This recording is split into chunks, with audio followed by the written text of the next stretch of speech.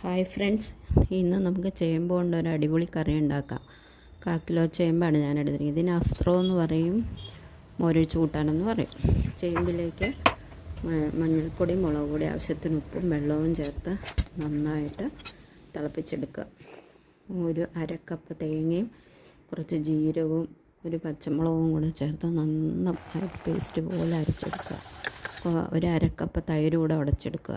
അതിന് ശേഷം ഈ വെന്ത ചേമ്പിലേക്ക് ഈ അരപ്പ് ചേർത്ത് നന്നായിട്ട് ഇളക്കി തിളപ്പിക്കുക. തീ നന്നായിട്ട് കുറച്ച് വെച്ചതിന് ശേഷം ഈ തൈര് ചേർക്കുക. പക്ഷേ തൈര് ചേർത്താൽ തിളയ്ക്കാൻ പാടില്ല.